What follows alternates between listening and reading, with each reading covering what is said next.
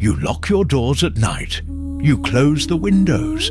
You turn off the lights and lie in your bed, believing you are safe, alone in the comfort of your home. But you are not alone. The Bible reveals a terrifying truth that our modern eyes have forgotten. The air around you is not empty. It is a battlefield. While you sleep, dimensions overlap. While you dream, spiritual entities move through the shadows. The ancient texts call it the terror of night. There are forces that whisper fear into your mind. There are arrows that fly by day, invisible attacks of envy, malice, and spiritual sickness directed at your life.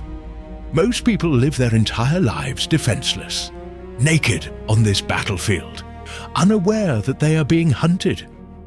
But there is a secret, a literal secret place, an ancient code written 3,000 years ago by a warrior king, or perhaps by Moses himself.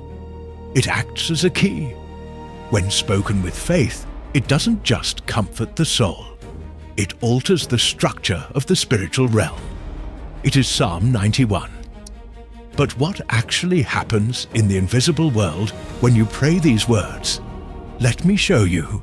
Imagine for a moment the world as it truly is. Not just what your physical eyes can see, the streets, the houses, the people walking, but the full reality.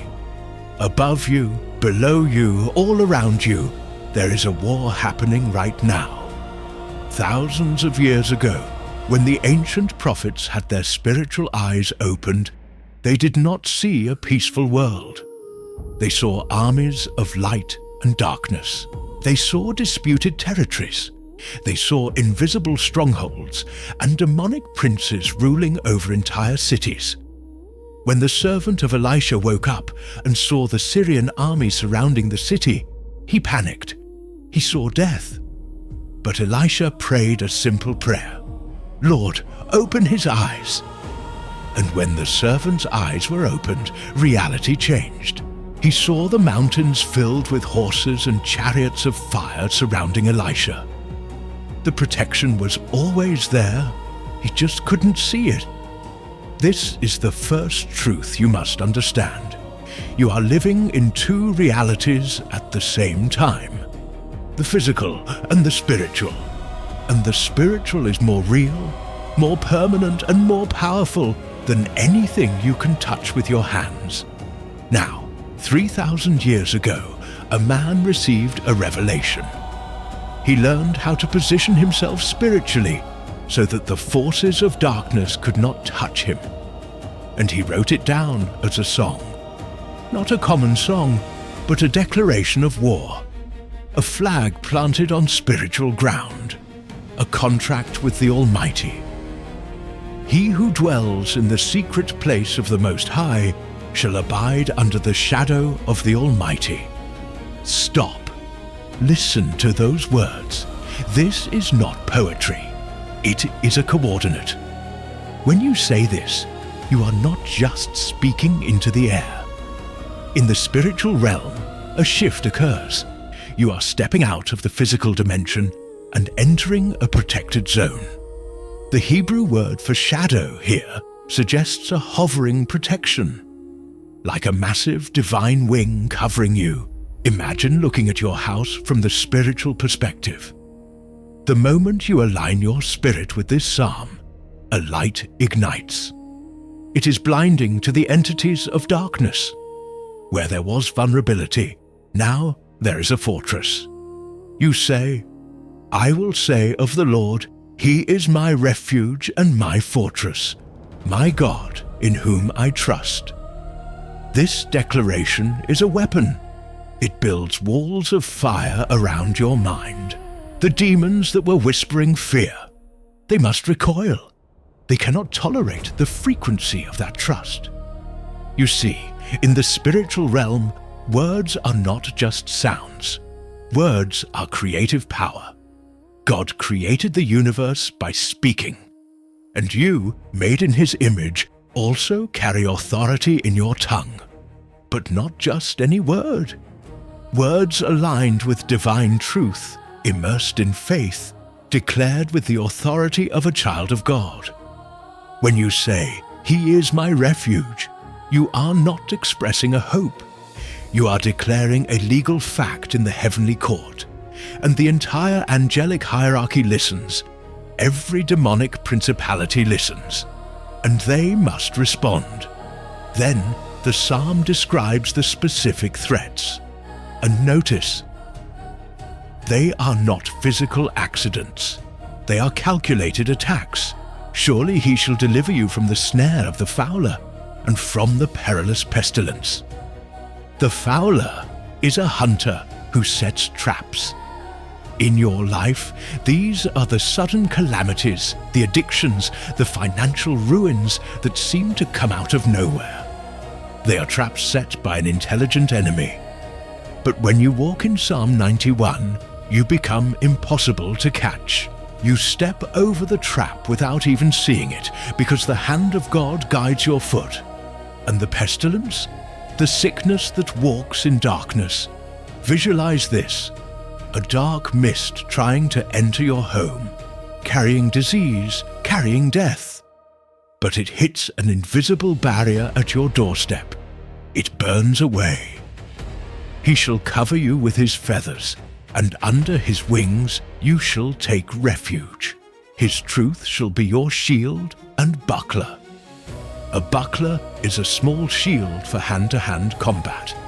This means God protects you not just from the big disasters, but from the daily, personal attacks.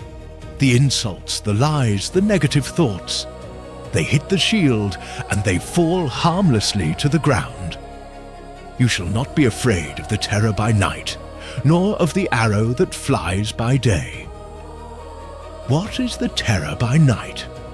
It is the nightmare that wakes you in panic. It is the paralyzing anxiety that attacks you at 3 a.m. It is the traumatic memory that resurfaces in the dark. In ancient Hebrew culture, the night was considered the domain of demons. When the sun went down, evil forces grew stronger. They believed there were specific spirits that attacked during sleep, planting suicidal thoughts, false memories, mental illness. And they were not wrong. Jesus cast out demons that left people mute, deaf, epileptic. Paul spoke of principalities and powers. This is not mythology, it is spiritual reality. And the arrow that flies by day, this is even more sinister. Because you can prepare for the night, you know the darkness is coming. But the arrow by day comes when you are relaxed, when you think you are safe. It is the betrayal of a close friend. It is the unexpected medical diagnosis. It is the car accident on a familiar road. It is the malicious word that pierces your heart in the middle of a celebration. These are the attacks you do not see coming. But the psalm says, "You shall not be afraid," not because the attacks won't come. They will come, but because you are covered, you are under the wings. The blow will be struck, but it will not reach you. The arrow will be fired, but it will deflect, not by chance, by divine intervention. Nor of the pestilence that walks in darkness, nor of the destruction that lays waste at noonday. The pestilence in darkness is the invisible disease, the silent cancer growing, the virus spreading, the depression deepening, and the destruction at noonday. It is the devastation that happens in broad daylight, when everyone is watching and no one can stop it. It is war, famine, economic collapse. It is the pandemics that kill millions while the world watches helplessly. And yet, the psalm declares, 1,000 may fall at your side and 10,000 at your right hand, but it shall not come near you. How? How is this possible when the world is collapsing around you? Because you are not alone. Verse 11 reveals the mechanism of your safety.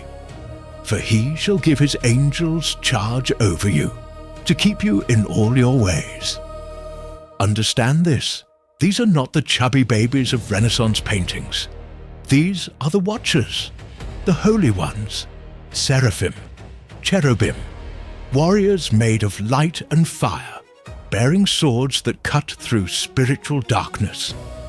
When you pray Psalm 91, God issues a command from the throne room. He deploys a security detail specifically for you. Imagine walking down a dangerous street. You feel afraid, but if you could open your spiritual eyes, you would see two towering figures of light walking beside you. Their presence pushes back the darkness. Their glory terrorizes the demons that hide in the alleys. They are charged to bear you up in their hands, lest you dash your foot against a stone. They physically intervene in reality to stop accidents before they happen. That delay that made you miss your flight, that phone call that woke you up just in time, that sudden feeling that you shouldn't enter that place. That was them. That was the command of Psalm 91 in action. There are countless stories of people who were protected in inexplicable ways. Soldiers in war zones who felt a hand pushing them aside seconds before an explosion. Children found alive in wreckage where no one should have survived.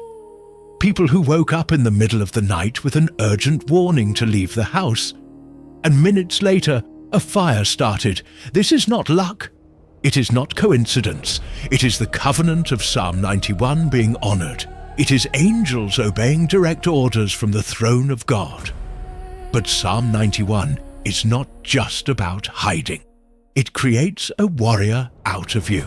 You shall tread upon the lion and the cobra, the young lion and the serpent you shall trample underfoot.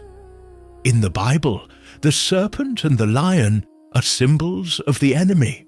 Satan goes about like a roaring lion. This verse means that your fear turns into authority. When you dwell in the secret place, you don't run from the devil. You walk over him. The heavy atmosphere in your house, you crush it with praise. The generational curses trying to bite your children like a cobra, you sever their heads with the word of God. You are not a victim. You are a conqueror, protected by the highest authority in the universe. This is the turning point.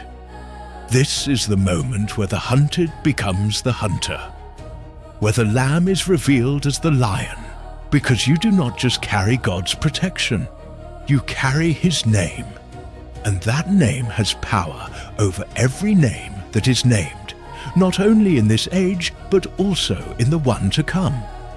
And finally, the psalm ends with a change of voice. It is no longer the psalmist speaking, it is God himself speaking back to you. Because he has set his love upon me, therefore I will deliver him. I will set him on high, because he has known my name. This is the covenant. It is personal. God looks at you not as a number, but as a lover of his presence and promises.